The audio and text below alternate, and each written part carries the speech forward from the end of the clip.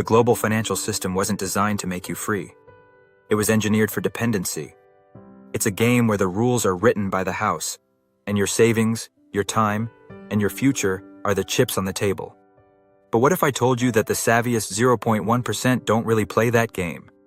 They operate on a completely different set of rules. They build financial fortresses, designed to be resilient to the shocks of the system. This isn't about getting rich quick. This is the tactical blueprint for how they achieve true sovereignty. This is your escape plan. Section 1. The Institutional Audit. Exposing your hidden tethers. Before you can map an escape, you have to understand the layout of the prison. The modern financial system you've been taught to trust is a marvel of engineering. But its main purpose isn't to serve you. It's to secure its own existence by channeling wealth and control toward its center. It does this through a series of hidden tethers, subtle dependencies that look like features but are actually vulnerabilities.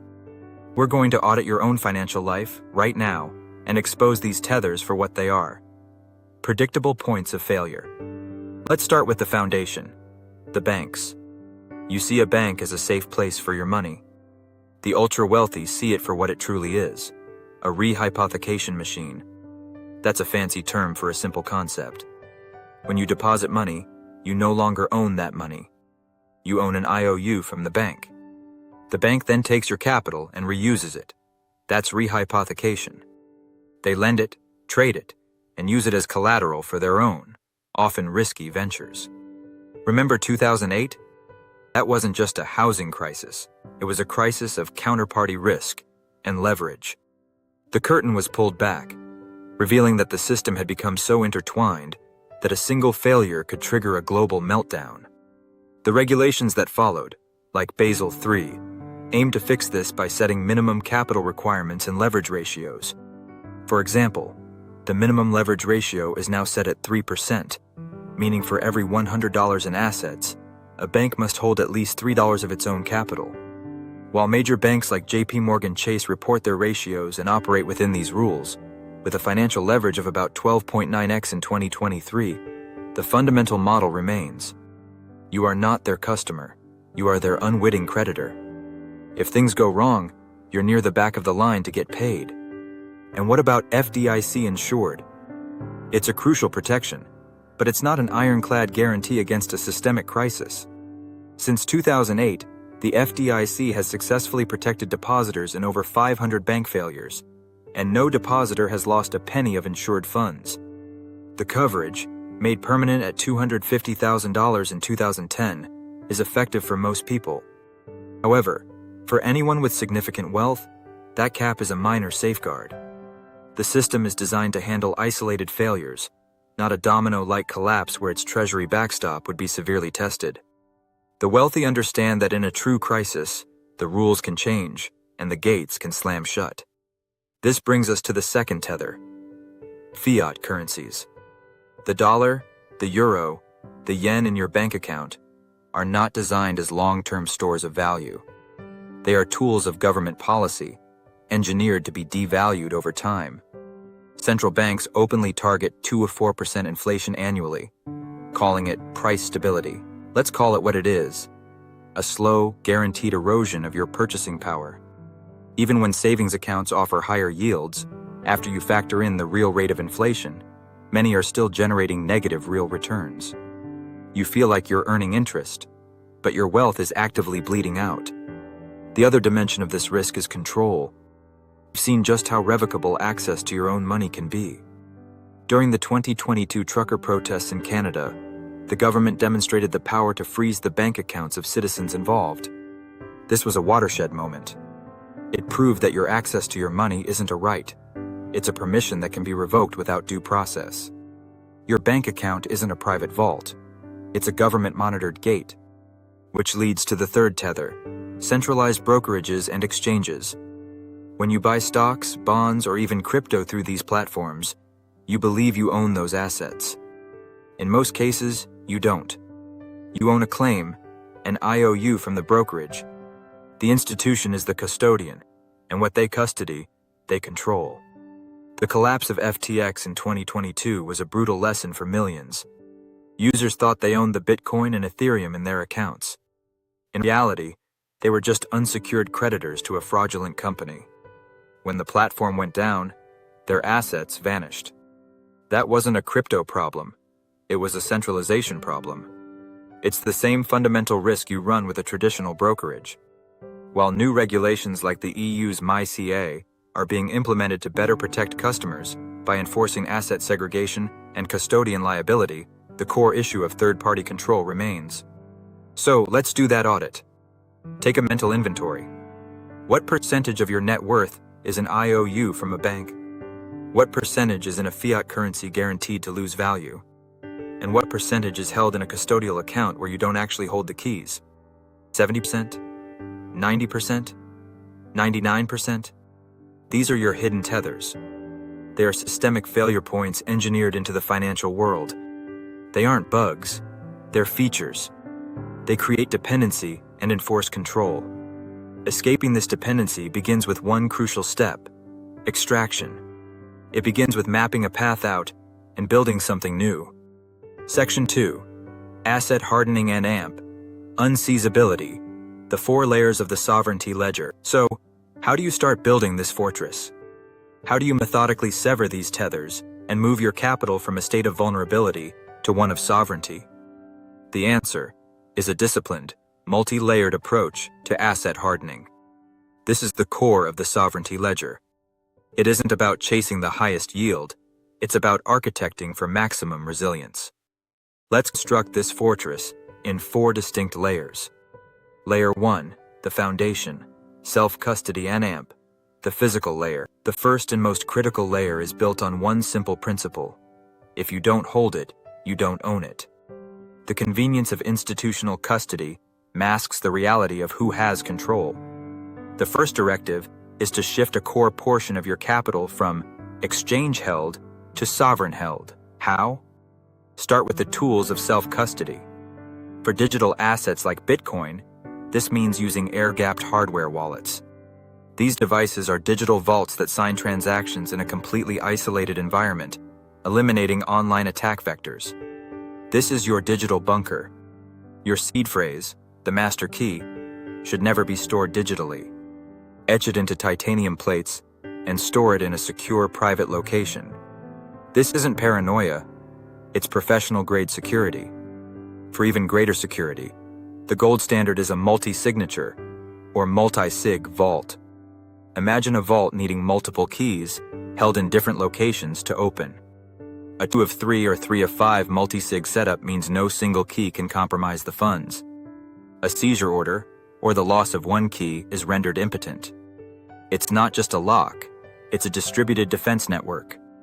This principle extends beyond the digital. This layer also includes the oldest bearer asset in history: physical gold. Not paper gold like ETFs, but allocated, physical bullion. Allocated means you own specific numbered bars or coins held in your name, ideally vaulted outside the traditional banking system in private, high-security vaults in stable jurisdictions like Switzerland or Singapore. Gold held this way has no counterparty risk. It's the ultimate anchor. The first step? Migrate a foundational portion of your liquid assets, aim for at least 20–30%, to this self-custodied layer. This is your core reserve, the bedrock of your financial fortress. Not your keys, not your coins, isn't just a slogan. It's the operational truth of this strategy. Layer 2. The infrastructure. Non-custodial decentralized finance, DeFi. Once the foundation is secure, the next layer is building your own financial infrastructure. The biggest lie of traditional finance is that you need intermediaries to put your capital to work. Decentralized finance, or DeFi, exposes that lie by letting you bank with yourself, using transparent code instead of opaque institutions. Now, much of DeFi is a casino. We're not interested in speculative tokens. We're interested in institutional-grade infrastructure. Look at a protocol like Aave. It's essentially a decentralized money market where you can supply assets to earn interest or borrow against them. The critical difference? There's no bank. It's just you, your self-custody wallet, and an open-source smart contract. The rules are code. You can see collateralization ratios and interest rates in real time. While DeFi protocols are not without risk and do experience liquidations to maintain solvency, battle-tested versions like Aave v3 have handled billions in volume and billions of dollars in liquidations without major disruption. Contrast this with a traditional bank loan, subject to opaque credit checks and arbitrary terms. In DeFi, if you have the collateral, you can often borrow instantly at lower rates. As a supplier, you earn a yield that is a direct function of market demand, not the tiny rate a bank offers after taking its cut. Next, consider protocols for liquid staking, like Lido, or restaking, like Eigenlayer. Traditionally, staking your capital to secure a network meant it was locked up. Liquid staking protocols issue you a token receipt that represents your staked assets. You earn your staking yield, but you also have a liquid token you can use elsewhere in DeFi. Historically, yields have been in the 4 to 7% range, though they are volatile. Restaking with Eigenlayer allows your assets to secure multiple protocols at once, potentially earning you additional rewards, though this also comes with increased risk. The SEC has also begun scrutinizing staking services, so it's a space to watch carefully. This DeFi layer is your transactional and yield-generating engine. It replaces the functions of a bank, but with one profound difference. You remain in control. Start by allocating a smaller portion of capital here, perhaps 10 to 20%, and scale up as you get comfortable. Layer 3.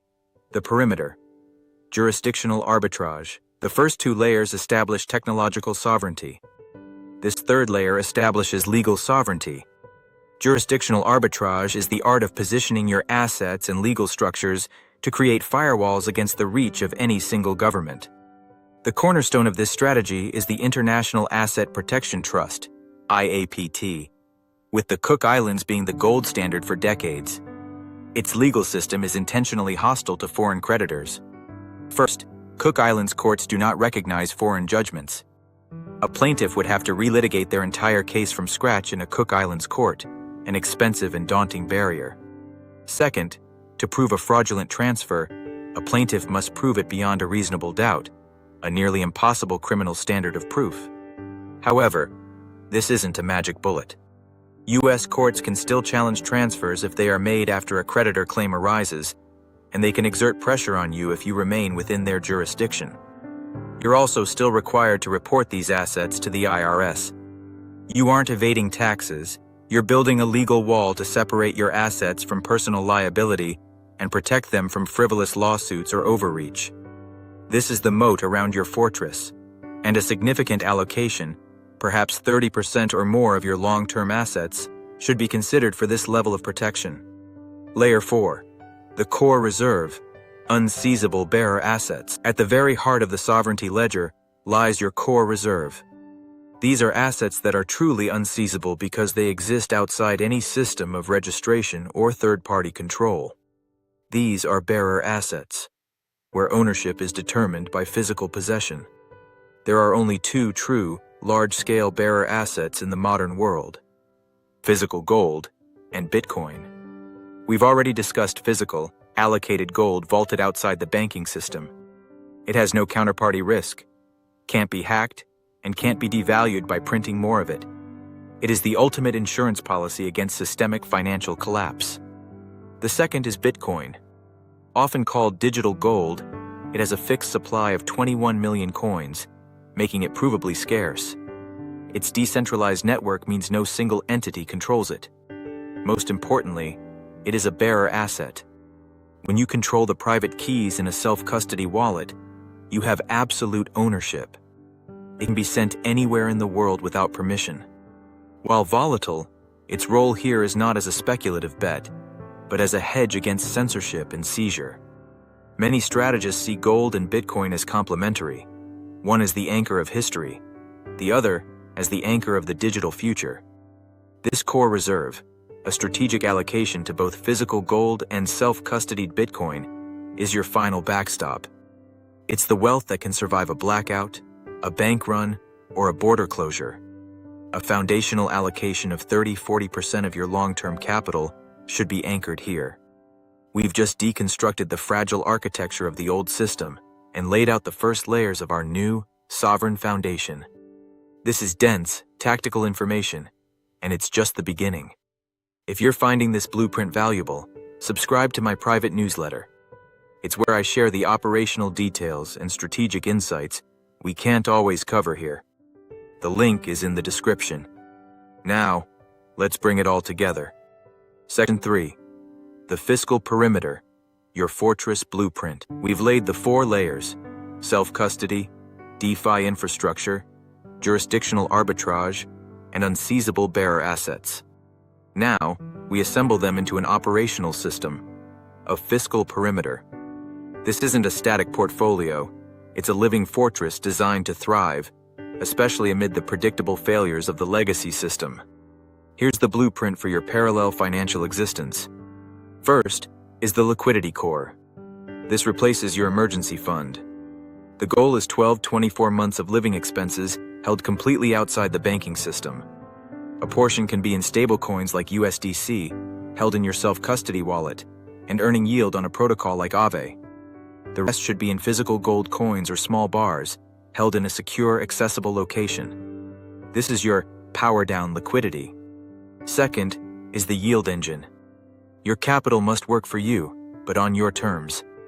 This engine is powered by the DeFi protocols we discussed, primarily liquid staking and restaking, which have historically provided passive yields, often in the 4-7% range. The lending functions of Aave also allow you to earn yield on stablecoins. The key is that this all runs on non-custodial rails. You are the operator. Third, we have the perimeter walls. This is your long-term wealth preservation structure, built from legal entities like Cook Islands or Nevis trusts. Inside these trusts, you hold your long-term assets, equities, real estate, via LLCs, and your core reserve of Bitcoin and gold. A critical rule is jurisdiction diversification. No single country should have claim over more than 30% of your total net worth. Fourth are the exit vectors. A fortress needs escape routes. This means personal and operational mobility. For some, this might be a second citizenship or residency through investment. Operationally, it means having offshore corporate structures to route income or gains in a tax-efficient and legally shielded way.